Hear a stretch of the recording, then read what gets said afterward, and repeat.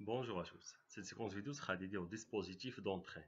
Donc, les dispositifs liés au module d'entrée de l'automate programmable industriel. Cette présentation sera dédiée aux performances de ces dispositifs d'entrée, qui sont les capteurs et les transducteurs. Capteurs et transducteurs. Le terme capteur désigne un dispositif d'entrée qui fournit une sortie utilisable en réponse à une entrée physique donnée. Par exemple, un thermocouple est un capteur qui convertit une différence de température en une sortie électrique. Donc, le capteur convertit les grandeurs physiques, à savoir comme la température, la pression, l'humidité, en une tension électrique exploitable par des microprocesseurs, microcontrôleurs et bien sûr les automates programmables. Le terme transducteur désigne généralement un dispositif qui convertit un signal d'une certaine forme en une autre forme physique différente. Le transducteur convertit les grandeurs physiques en autres grandeurs physiques, donc quel que soit le type de cette grandeur. Les capteurs sont donc souvent des transducteurs, puisqu'ils convertissent des grandeurs physiques en une tension électrique, donc font partie des transducteurs. Mais c'est le cas d'autres dispositifs, comme un moteur qui convertit une entrée électrique en une rotation. Donc le moteur est un transducteur qui convertit une grandeur physique qui est l'énergie électrique en une énergie mécanique comme la rotation. Les capteurs qui produisent des sorties numériques ou discrètes, c'est-à-dire tout ou rien, peuvent être facilement connectés aux ports d'entrée des API. Les capteurs qui fournissent une sortie numérique, donc on peut directement connecter aux entrées des API, puisque le modèle d'entrée de l'API est compatible avec les signaux numériques. Un capteur analogique génère une sortie proportionnelle à la variable mesurée. Les capteurs analogiques fournissent un signal analogique proportionnel à la tension mesurée. Donc, on représente par exemple la température par une tension. Donc, la tension est proportionnelle à la température mesurée. Ces signaux analogiques doivent être convertis en signaux numériques avant qu'ils puissent être transmis au port d'entrée d'un API.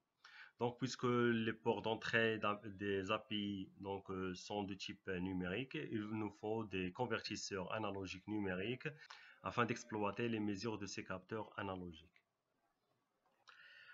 On définit les performances d'un capteur par, donc vous avez la précision, correspond à l'erreur maximale sur la valeur indiquée par le système ou l'élément de mesure. La précision, c'est quantifie l'exactitude de la valeur mesurée par rapport à la valeur réelle. Par exemple, un capteur de température peut avoir une précision de plus ou moins 0,1 degré Celsius. L'erreur d'une mesure correspond à la différence entre le résultat de la mesure et la valeur réelle de la quantité mesurée. Pour un capteur de température avec une précision de plus ou moins 0,1 degré Celsius, si la valeur réelle de la température est 20 degrés, donc vous aurez la valeur mesurée par le capteur, T, donc c'est entre 19,9 degrés Celsius et 20,1 degrés Celsius. Les erreurs peuvent se présenter de différentes manières. Une erreur de non-linéarité est due à l'hypothèse d'une relation linéaire entre l'entrée et la sortie sur la plage de travail. Autrement dit, un graphe de la sortie en fonction de l'entrée est supposé donner une ligne droite. Cependant, peu de systèmes ou d'éléments présentent une relation véritablement linéaire et les erreurs surviennent donc en raison de cette hypothèse de linéarité.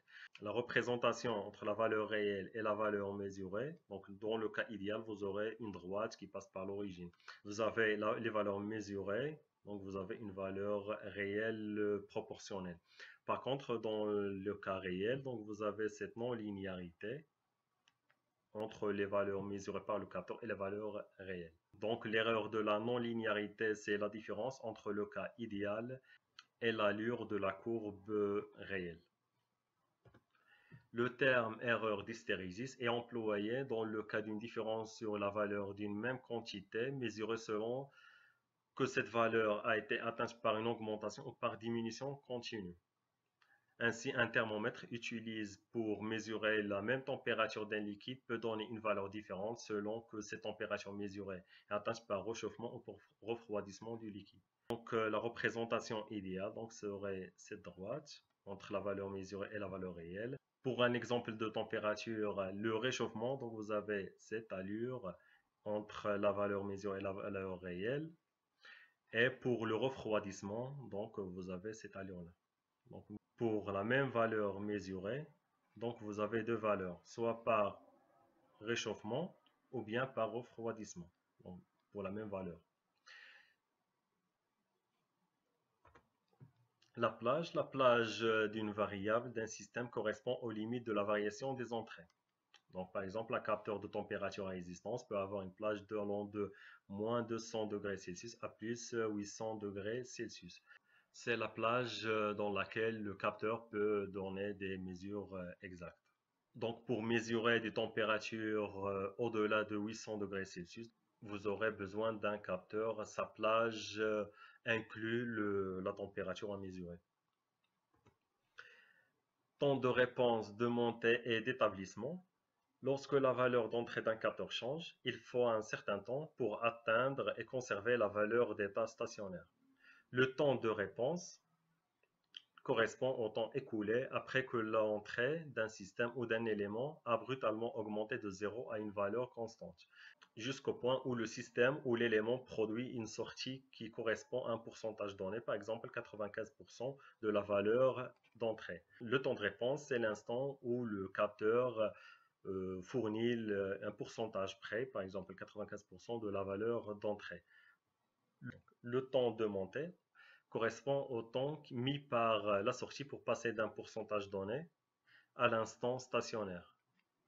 Très souvent, le temps de montée fait référence au temps mis par la sortie pour passer de 10% de la valeur d'état stationnaire à 90 ou 95% de la valeur finale. Et donc le temps de montée, c'est le temps mis de passer de, par exemple, 10% de la valeur finale à 95% de valeur finale. Donc c'est le temps de montée. Le temps d'établissement est le temps mis par la sortie pour se fixer un pourcentage, par exemple 2% de la valeur d'état stationnaire. Donc, donc le temps d'établissement correspond par exemple à le temps mis pour avoir 98% de l'état stationnaire. Donc ici donc vous avez 88% de l'état stationnaire. Donc ça, c'est le temps d'établissement. Donc on peut le considérer comme c'est le début de régime établi.